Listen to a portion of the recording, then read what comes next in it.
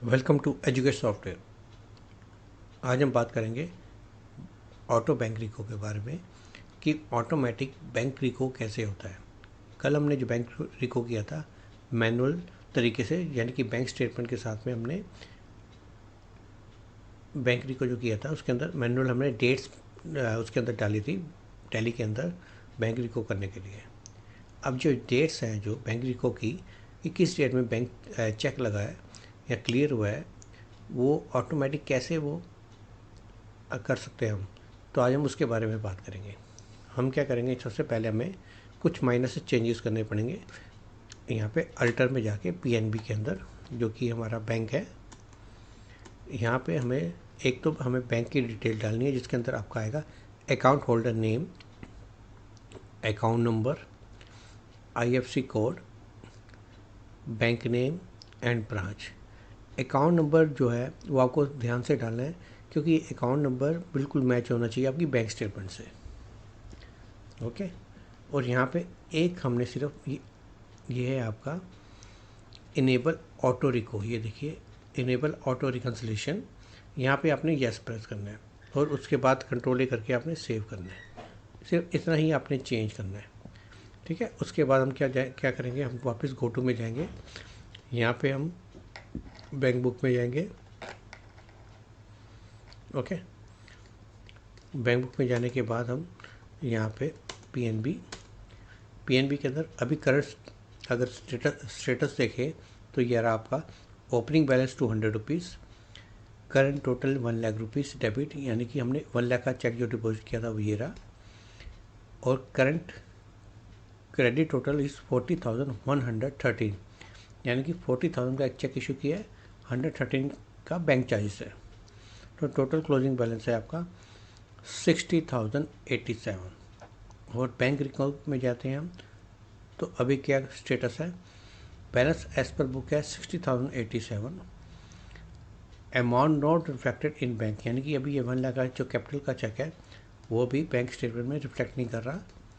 और ये 40,113 के जो दो एंट्रीज हैं, एक 40,000 का चेक और 113 का बैंक चार्जेस, ये भी अभी रिफ्लेक्ट नहीं कर रहा, ठीक है। अब हम जाते हैं बैंक स्टेटमेंट की तरफ जो हमने डाउनलोड करके रखी हुई है, बैंक बुक। ओके। यहाँ पे हम इसको बैंक स्टेटमेंट को ओपन करते हैं।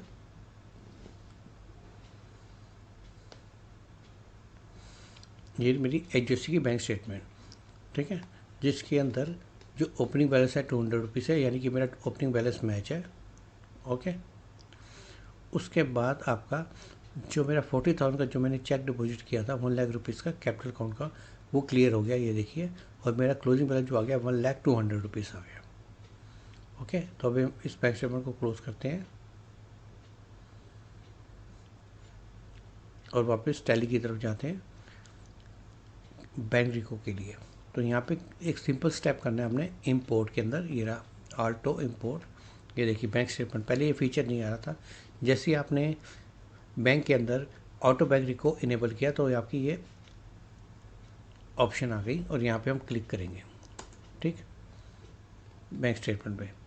यहाँ पे वो पाथ पूछ रहा है तो हम क्या करेंगे, बैक स्पेस में जाएंगे और यहाँ पे उसका पाथ देंगे, स्पेसिफाई पाथ।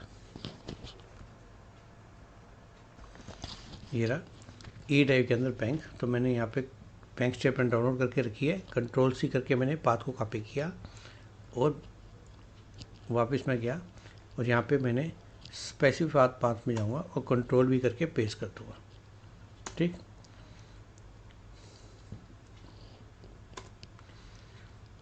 सपोर्टेड और फाइल सपोर्टेड टाइप है मेरी, जो है एक्सेल है, एक्सेल फॉर्मेट में है। इसके अंदर जो फॉर्मेट लेगा वो आपका एक्सेल सीएसवी या डेलिमिटेड फॉर्मेट ही लेगा। तो जो मेरी बैंक स्टेटमेंट है वो एक्सेल फॉर्मेट में है, एंटर। ये देखिए ये शो हो रही है मेरी बैंक स्टेटमेंट जो मैंने डाउनलोड करके रखी है। यहाँ पे टाइप इज इम्पोर्टेंट, यहाँ पे यस करना है, यानी कि एंटर प्रेस करते ही यस हो जाएगा।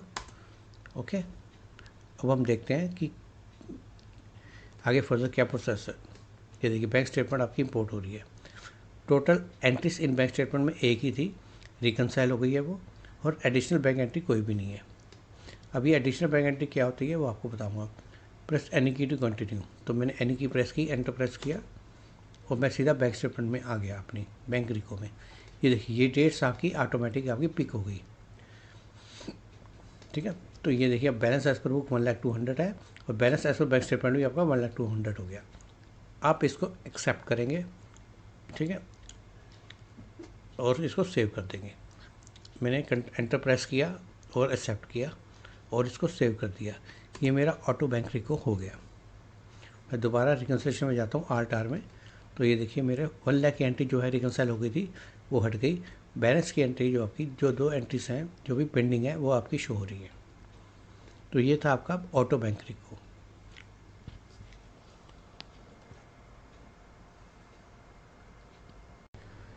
फर्दर आपको एक और स्टेप के बारे में बताते हैं कि आपकी बैंक स्टेटमेंट में कोई एंट्री रिफ्लेक्ट कर रही है और आपके टैली के अंदर वो एंट्री रिफ्लेक्ट नहीं करी, तो उसका वो किस तरीके से हमने उसको देखना है और कैसे करना है।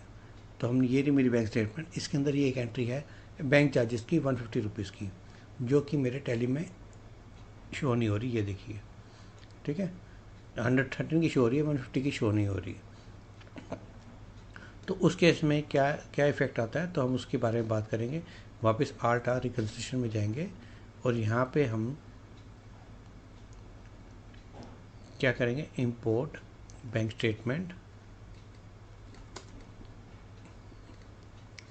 और यहाँ पे हम पाथ दे देंगे बैंक स्टेटमेंट का, जैसे कि हमने पहले भी दिया था, बैक स्पेस करके बैंक स्टेटमेंट का पाथ यहाँ से हम कॉपी कर देंगे, कंट्रोल सी, ठीक, और वापस यहाँ पे जाके हम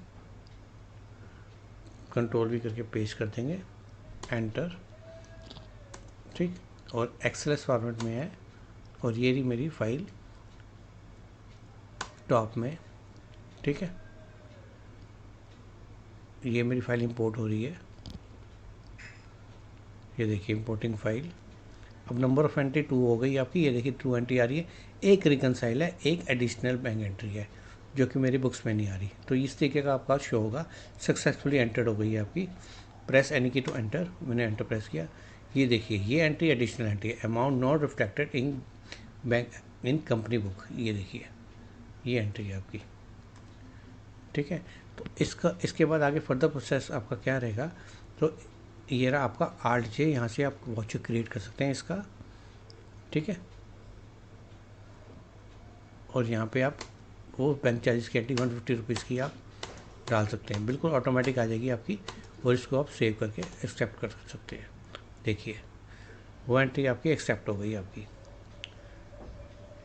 तो आपका बैंक बैलेंस चेंज हो गया। बैलेंस एज पर 59,937, अमाउंट नॉट रिफ्लेक्टेड, ये दोनों तो रिफ्लेक्ट नहीं कर रहे, जो रिफ्लेक्ट कर रहे थे आपके वो आपका 1 लाख रुपीज़ का, और ये चेक अपना जो था बैंक चार्जेस का, वो दोनों रिफ्लेक्ट कर रहे थे। और आपका जो डिफरेंस आ रहा है 150 रुपीज़ का इसलिए आ रहा है क्योंकि इसमें रिफ्लेक्ट नहीं कर रहा था और उसमें रिफ्लेक्ट कर रहा है आपका बैंक स्टेटमेंट के अंदर, ठीक है। अब आपने रिकन्सिल एंट्री भी देखनी है, तो यहाँ पे आप इंक्लूड रिकन्सिलेशन एंट्री में कंट्रोल ही करके यस करेंगे, तो ये देखिए ये भी आपका 150 रुपीज़ का रिकन्साइल हो गया, आपका 1 लाख रुपीज़ का भी आपका रिकन्साइल हो गया। आपको दोनों तरीके से बता दिया कि एंट्री बैंक स्टेटमेंट रिफ्लेक्ट कर रही है और नहीं कर रही, तो उसका कैसे इफेक्ट आएगा और उस एंट्री को कैसे पास करना है, ठीक है। और आपने रिकन्सिल एंट्री कैसे देखनी है वो भी आपको इसके अंदर बता दिया है। उम्मीद है आपको bank reconciliation, auto bank reconciliation आपको समझ में आ गया होगा, ठीक है। फिर भी अगर कोई क्वेरी होगी, अगर कोई एरर आ रही है, तो आप मुझे कमेंट बॉक्स में लिख सकते हैं, मैं उसको रिप्लाई करूँगा। और मेरे चैनल को लाइक और सब्सक्राइब जरूर कीजिए, ताकि आपके लिए मैं ऐसी वीडियो और भी ला सकूँ और आपके साथ शेयर कर सकूँ। Thank you.